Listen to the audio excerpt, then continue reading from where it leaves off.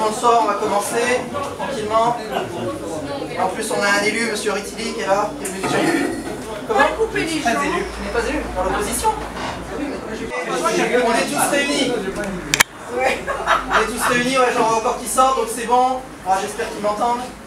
Bon, je vais essayer de parler assez fort, hein, parce qu'on n'a pas de micro, ils sont sur la route, malheureusement, voilà. Ces petits délais, c'est les aléas du direct.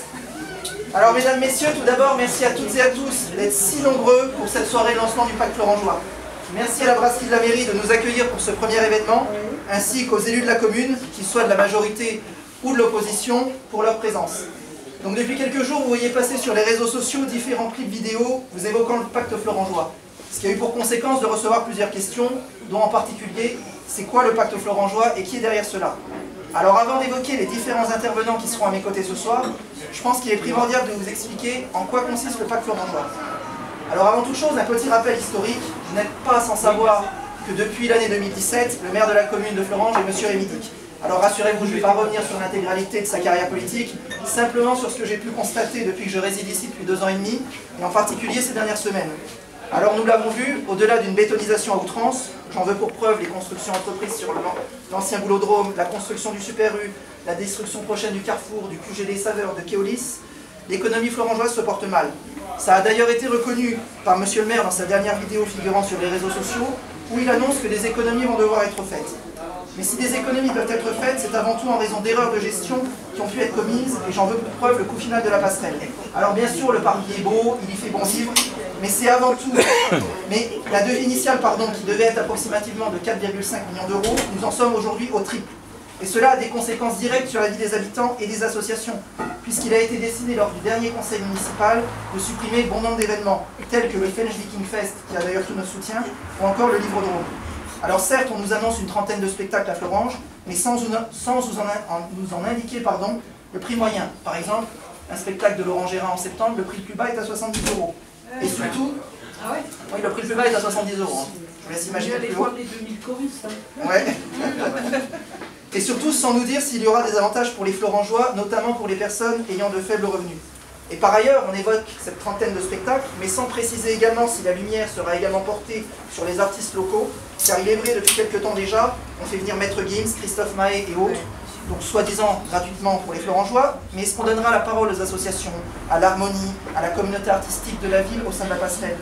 La passerelle doit permettre de proposer de beaux spectacles, accueillir des artistes connus, mais doit aussi être au service de celles et ceux qui en ont besoin. Alors je ne vais pas épiloguer plus longuement sur ce volet économique, ayant tout comme vous envie de pouvoir discuter autour d'un verre juste après nos interventions.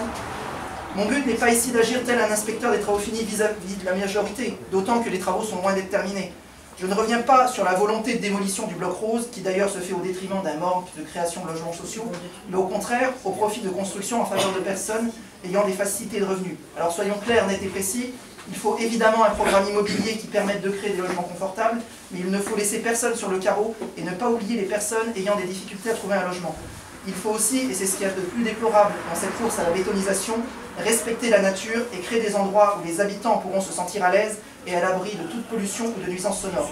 Alors je ne reviens pas non plus sur le soutien de monsieur le maire à un député mis en examen pour injure raciale, mais vous l'aurez compris, nous sommes ici ce soir pour trouver une alternative. Maintenant que ce petit intermède est fait, brisons le suspense, qu'est-ce que le Pacte Florangeois? Alors le Pacte Florangeois, c'est un mouvement sans étiquette, rassemblant une communauté d'opinions et d'idées, et surtout proposant une union de toutes les forces vives de la ville en faveur d'un projet commun, et je salue la présence d'ailleurs de membres de Florange Avenir ce soir. Quel que soit votre âge, votre sexe, votre opinion politique, vous avez toutes et tous des idées et des préoccupations concernant la ville où vous vivez, ou celle où vous pourriez éventuellement investir si vous êtes dirigeant de société. Et on est d'accord, le but d'une élection municipale, ce n'est pas de décider du taux du SMIC ou d'une 6e semaine de congé payé, mais bel et bien de prendre des mesures en faveur des habitants, des commerçants, des associations et des acteurs économiques de la ville. Alors la route pour les municipales est encore longue, cela aura lieu en mars 2026. Toutefois, nous ne voulions pas faire comme ces candidats qui viennent 2-3 mois avant, qu'on n'a pas vu depuis des années, et qui soudainement apparaissent pour obtenir des voix. Non, nous concernant, nous voulions vous intéresser au plus tôt à la création d'un programme commun qui se ferait avec vous, mais avant tout pour vous. Aujourd'hui, différentes personnes, et ça se voit à travers l'abstention, n'ont plus confiance en la politique. C'est aussi pour cela que nous sommes là ce soir, afin de vous réconcilier avec la politique locale. Personnellement, je ne suis pas un homme politique, et croyez bien qu'avec ma profession et mes activités, je serais bien mieux au tribunal ou devant ma télé plutôt que me lancer dans un tel projet. Mais si je suis là tout simplement, c'est parce que je pense que cette ville a un très grand potentiel, mais que celui-ci doit être utilisé à bon escient. Et ce potentiel réside dans l'architecture de la ville, dans sa culture, dans ses commerces, mais principalement en chacun de vous. Alors je ne vais pas faire la liste de tout ce qui serait possible de faire pour la commune, souhaitant avant tout vous laisser la parole, et promis j'en ai pour plus longtemps. Mais quelle que soit notre couleur politique, je pense qu'on sera tous et toutes d'accord pour dire que l'on souhaite une ville propre, où il fasse bon vivre, où on se sente en sécurité, où tous les citoyens sont traités sur un même pied d'égalité, où un accès à la culture sera offert à toutes et à tous, et où on se sentira respecté par les instances en place. Alors cela me rappelle différentes idées qui m'ont été transmises récemment, comme le passage de la ville vers le numérique. En effet, aujourd'hui, la paperasse administrative nous oblige à aller à la mairie pour obtenir tel document. Alors pourquoi ne pas dépoussiérer tout cela et créer une plateforme numérique afin de faciliter les formalités administratives et améliorer la vie de nos concitoyens? Pourquoi ne pas avoir une ville également qui s'engage pour combattre les violences intrafamiliales ou les incivilités en offrant un dispositif de sécurité adapté à chaque personne qui se sent victime et lui permettant d'avoir un accès direct et discret à la police municipale? Étant avocat, je sais à quel point bon nombre d'affaires de ce type sont aujourd'hui classées sans suite et je tiens à ce que chaque personne se sente en sécurité et protégée au sein de notre ville. Alors pourquoi pas également avoir un vrai festival culturel mettant en valeur les artistes de la région, qu'ils soient auteurs, chanteurs, comédiens, ou encore un festival des commerçants permettant à chaque commerce de la ville de venir faire connaître son activité, qu'on soit restaurateur, assureur, serrurier. L'important, vous l'aurez compris, est de remettre Florange et ses habitants au centre de tout. Et cela ne pourra pas se faire sans vous. C'est pourquoi nous avons décidé de venir ce soir afin d'écouter vos préoccupations, vos attentes, vos idées et vos éventuelles critiques. Il convient d'être transparent et le contact avec les habitants ne peut pas se faire par un chat en ligne, mais bel et bien en venant à votre rencontre. C'est pourquoi il y aura désormais, et jusqu'à la fin du mois de juin, une réunion publique du pacte florangeois toutes les 3 semaines et qui se déroulera à chaque fois dans un commerce de Florange afin de mettre en valeur les commerçants. La prochaine est prévue pour le 26-27 février, elle sera annoncée sur les réseaux sociaux. Alors le décor étant planté, permettez-moi de vous présenter les personnes à l'initiative du pacte florangeois. Alors je ne vais pas vous parler de moi durant de longues minutes, ce serait prétentieux et je préfère avant tout que vous nous parliez de vous et de vos attentes. Vous aurez compris ma profession et les raisons qui me poussent à m'engager en faire de la commune. Je vous laisse deviner mon âge, ayant 4 ans de plus que monsieur le maire. Non, j'aimerais avant tout vous parler des personnes qui m'ont fait l'honneur de m'accorder leur confiance dans cette belle aventure. Alors cela va vous surprendre, il y en a une qui n'est pas là, elle s'excuse, mais elle fera un communiqué ce week-end sur les réseaux sociaux. Mais cela va vous surprendre car ils étaient adversaires en 2020 et ils sont aujourd'hui unis dans une volonté commune. Donc il y a madame Michel B, qui est tête de liste du groupe Florange Nouvel Horizon, et monsieur Seïd Mohamed Baka, qui est tête de liste du groupe Florange Bouche ta Ville, et qui prendra la parole dans quelques minutes avant de laisser la parole également à Florange Avenir, afin de nous expliquer les raisons de leur engagement au pacte florangeois. Donc je salue, alors malheureusement j'aurais aimé la saluer, la présence de monsieur Tarillon, ancien maire de 2001 à 2014, qui n'est malheureusement pas là ce soir, mais dont l'amitié et le soutien en faveur d'une union me touchent particulièrement. Alors rassurez-vous, afin de désamorcer une question qui sera sans doute posée dans la soirée, elle l'a été hier par le Républicain Lorrain, vous ne saurez pas ce soir qui sera le ou la candidate du pacte florangeois. D'une part, car si nous sommes là ce soir, c'est avant tout pour vous écouter et élaborer des projets communs, mais d'autre part, car le candidat n'a pas à être imposé par un petit comité d'amis qui décide entre eux, mais doit avant tout être choisi par vous, grâce à son investissement constant et honnête, pour conduire des actions en votre faveur. C'est pourquoi nous aurons des réunions publiques et il sera loisible en septembre ou en octobre de décider publiquement qui sera celui ou celle qui conduira ces projets en tête de liste. Alors après, bon, il n'est malheureusement pas là, mais ce n'est pas M. Tarillon, brillant historien s'il en est un, qui me contredira en évoquant ces quelques vers. Il n'est pas de sauveur suprême, ni Dieu, ni César, ni tribun. Producteur, sauvons-nous nous-mêmes, décrétons le salut commun. Et je vois que quelqu'un connaît cette chanson. Oui, c'est l'international. Un hymne de gauche pour le coup. Alors ce projet est noble car il est nouveau, exempt de tout reproche relatif au passé et il était important pour nous d'introduire cette nouveauté, de ne pas marcher sur une méthode éculée datant de l'ancien monde, de Mathusalem. Donc je pense qu'on ne peut pas être et avoir été, nous concernant, nous voulons être, et ce, avec vous. C'est pourquoi vous aurez chacune et chacun la parole ce soir, alors vous êtes nombreux, on est ravis, on est très heureux, mais afin que tout le monde puisse avoir la possibilité de s'exprimer, on a mis en place un petit chrono de 5 minutes par personne pour que chaque personne puisse faire entendre sa voix.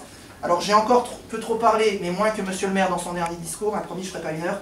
J'en suis navré, je laisse donc la parole comme prévu à monsieur Baka, ensuite au groupe Florange Avenir, et ensuite à toute personne qui souhaiterait intervenir. Merci pour votre attention. Elisabeth, c'est un vrai plaisir de reprendre la parole pour aller vers un nouveau projet. Je te remercie Anthony d'avoir osé l'impensable, celle de réunir Michel et moi. Ah, c'était quand même assez chaud puisque nous étions candidats et donc adversaires il y a encore quelques années. Mais l'idée nous dépassait déjà. Celle d'une union malgré nos différences politiques. Tu as réussi à faire unir ces deux derniers colistiers. Tu en feras clairement des jaloux dans d'autres villes. Ça, c'est clair.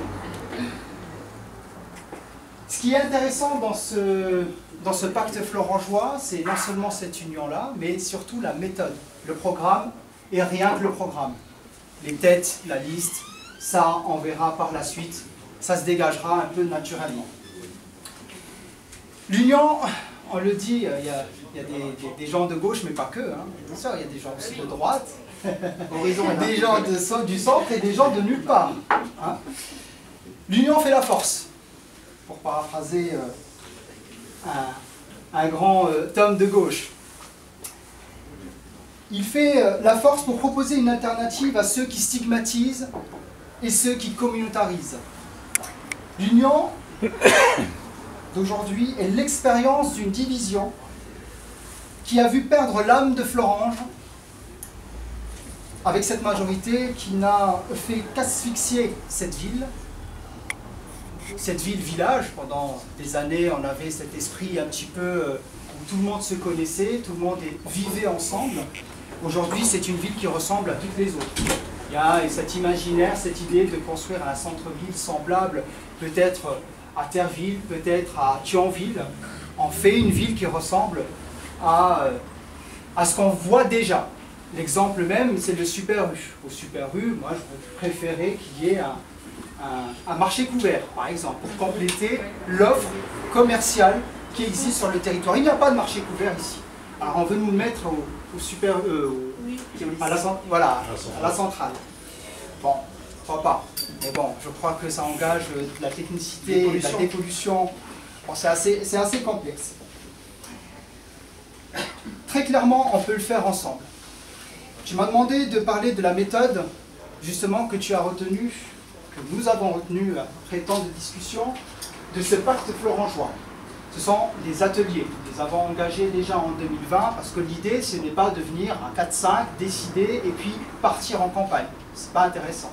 Ça ne parle pas aux florangeois. L'idée est clairement d'ouvrir les thèmes, de donner une direction, et d'ouvrir les thèmes aux florangeoises et aux florangeois. Et comment nous allons le faire? Alors sur les réseaux sociaux, évidemment, aujourd'hui, sur les réseaux sociaux, on peut faire, mais aussi sur le terrain, dans nos rues, partout sur Florange, au porte-à-porte, et aussi une vision, en visio, pardon. Donc, il va falloir inscrire, grâce à cette campagne, Florange en 2030, en 2040, ou en 2050. Faire une campagne derrière une table, voilà, raconter sa salade. Raconter sa salade politique. Ça, on l'a vu, on a déjà vu. Aujourd'hui, il faut sortir un petit peu de l'ordinaire. On a réussi à le faire en 2020, on continuera à le faire en 2026. Et je ne pense que ça ne peut faire que du bien à la ville de Florange. Alors, évidemment, on sera pointé du doigt. Ah, c'est la politique, c'est comme ça. On sera critiqué. Les mensonges viendront avec l'avancement de la campagne. Il faudra bien tenir. La route est assez longue. Elle sera semée d'embûches. Mais on doit tenir. Et puisque nous avons appris en 2020, en 2026, il y aura aussi une autre méthode pour contrer ces quelques critiques qui, franchement, pour beaucoup, n'ont aucun sens. Il y aura également la création de Inspire Florange. Alors, qu'est-ce que c'est Inspire Florange?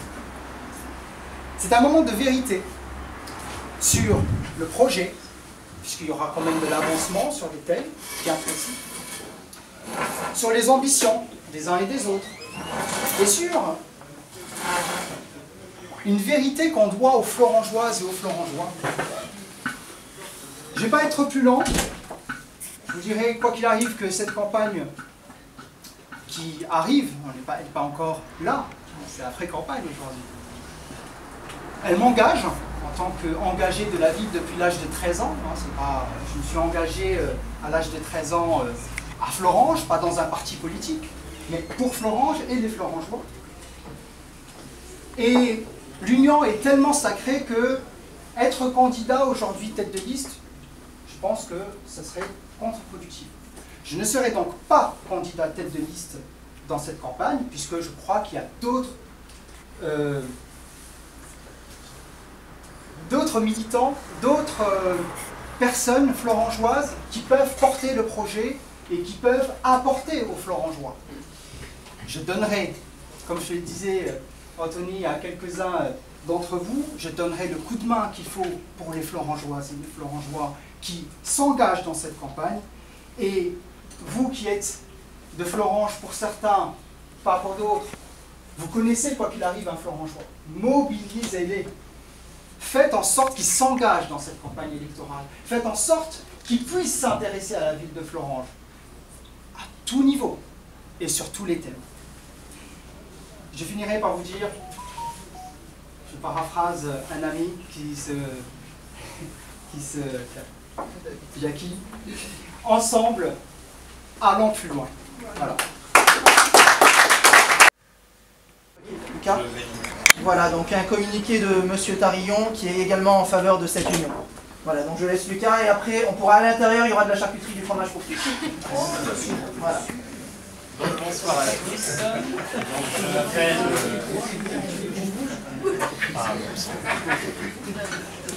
Bonjour à tous, bonsoir. Je suis Lucas Segman, certains me connaissent, d'autres non. Je fais partie depuis quelques années de Florange Avenir, donc, qui est l'association support de Philippe Tarillon. Il m'a chargé ce soir de lire un discours, et c'est d'ailleurs l'invitation de M. Vaquel à cette soirée. Donc je commence avec ces mots. J'ai rédigé mon intervention ce soir par écrit pour m'en tenir aux 5 minutes imparties, n'ayant pas recouvré ma voix pour pouvoir m'exprimer. J'ai demandé à l'un de mes amis de donner lecture de ce texte. J'avais accepté d'être présent ce soir, ainsi que mes amis, car nous sommes convaincus de la nécessité du plus large rassemblement de tous ceux et celles qui veulent que ça change à Florange. Il n'y a pas de fatalité à la réélection de M. Dick et à la poursuite de sa politique. Même si nous ne voilons pas la face, ce sera pas facile. Ce soir, il y a du monde et c'est encourageant. Construire l'alternance doit être l'affaire des Florangeois et de seuls. Nous ne sommes pas adhérents du pacte Florangeois, parce qu'il faut d'abord construire un contenu, définir un projet, à partir duquel une stratégie et une équipe pourront être mises sur pied. Chaque chose en son temps, y compris celui de la campagne. Nous aurions souhaité que l'initiative soit annoncée conjointement, conformément à la volonté affichée d'union par toutes les forces qui combattent les choix de la municipalité sortante, en particulier l'association Florange Avenir, qui se bat depuis plus de 10 ans et qui réunit des hommes et des femmes engagés et expérimentés. Il faudra que cela soit pris en compte dans les initiatives futures. Ce rappel étant fait, nous sommes là parce que c'est une bonne chose, de s'adresser aux Florangeois et d'être à l'écoute de leurs préoccupations. Ces échanges doivent être fondateurs dans la construction d'un projet alternatif et mobilisateur. Je souhaite faire quelques rappels qui me semblent utiles. Il faudra faire un bilan de l'action de la municipalité sortante. Il ne s'agit pas de dire que tout est mauvais dans ce qui a été fait. Je pourrais donner des exemples, par exemple le soutien à certaines manifestations associatives, la réalisation de périscolaires de proximité, ou encore le CCAS, où, en tant qu'élus, nous avons été en accord de même. Je tiens à dire que le sujet n'est pas la personne de M. Dick, mais son mode de gouvernance, ses choix stratégiques, en particulier de l'association, en particulier le soutien à la 31 bis, la bétonisation à outrance de la ville et certains investissements pharaoniques avec leurs conséquences financières. Nous devons informer de la gravité de la situation budgétaire de Florange, sans oublier les bombes à retardement, Senflo, engagement vis-à-vis de l'EPF-GE, bail à construction avec Notre-Dame de la Providence. Cette situation, nous devrons l'avoir en tête au moment de construire un projet. Il y aura à faire un travail de redressement. Cela ne veut pas dire que nous ne pourrons rien faire. Il faudra simplement faire autrement autour des axes suivants. Les services à la population et l'entretien de la ville, lequel laisse tant à désirer. De ce point de vue, dans le contexte climatique, le développement durable devra être notre fil conducteur. Priorité à la démocratie, en direction des quartiers, des associations, au conseil municipal, où tous les élus devraient être respectés, y compris quand ils siègent dans l'opposition. Une politique pour tous les âges de la vie, depuis la petite enfance, en passant par notre jeunesse et nos seniors. Une politique du logement qui soit équilibrée pour permettre à tous de se loger à Florange, et notamment les jeunes ménages. Favoriser le maintien et le développement du tissu économique florangeois, en évitant, comme aujourd'hui, d'habiller Pierre en déshabillant Paul. Défendre les intérêts de Florange et de la vallée de la Fensch dans la grande agglo, en évitant que tout ne se décide et ne se passe qu'au seul profit de Thionville et de la rive droite. Ce ne sont là que quelques pistes. Pour y parvenir, il y aura besoin de beaucoup de travail, de sérieux, d'imagination, de nouveautés, mais aussi d'expérience. Il faudra certes une bonne communication, mais aussi du fond et du sérieux. Ce sont aussi en fonction de ces principes que devra se construire l'équipe qui portera ce projet et incarnera l'autre choix, une équipe renouvelée, rajeunie, représentative de tous les quartiers et classes d'âge et qui sache combiner la force de l'expérience et le dynamisme de la nouveauté. Pour ma part, avec mes amis de Florange Avenir, nous avons la volonté d'aller dans ce sens. Voilà. Les mots de Philippe Tarrier. Une petite commune pour Florange. Une autre raison est qu'un maire sort forcément affaibli à la fin d'un mandat, ou en tout cas avec un socle électoral moindre. J'en veux pour preuve d'ailleurs le bid obtenu par M. Dick suite à sa déclaration de candidature à ses vœux, donc on était présents, et personne ne s'est levé et a applaudi. Ça en dit quand même long, hein, sur toute une salle, même ses propres soutiens d'ailleurs. Mais aussi et surtout, la dernière raison me laissant espérer la victoire est que nous sommes cette fois-ci unis pour une même cause, et dans des circonstances différentes de la précédente élection.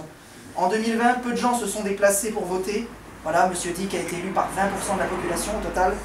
Faire campagne était difficile pendant la période du Covid, et surtout 2 listes étaient opposées à M. Dick, ce qui a peut-être découragé des électeurs et entraîné une division des voix. Aujourd'hui, ces 2 listes, Florange Nouvel Horizon et Florange Boucherville, sont unies en faveur d'un projet commun. Les 2 têtes de liste ont décidé de s'unir, et je salue M. Baca et Mme B d'ailleurs, qui m'a chargé de dire qu'elles ne se représenteraient pas en tête de liste, qui ont su mettre leur ego de côté et par conséquent donner la chance à une union. C'est aujourd'hui le plus important. Alors aujourd'hui, au cours de l'élection, peut-être que des personnes tenteront de diviser, soit pour nous empêcher nos projets d'aboutir, soit pour se renforcer eux-mêmes. C'est le jeu politique et nous ne pouvons que le déplorer. Ce n'est d'ailleurs pas quelque chose que nous préconisons, pensant que chacune et chacun a un rôle à jouer pour améliorer la ville de Florange, mais ce n'est qu'en étant tous ensemble qu'on pourra y arriver.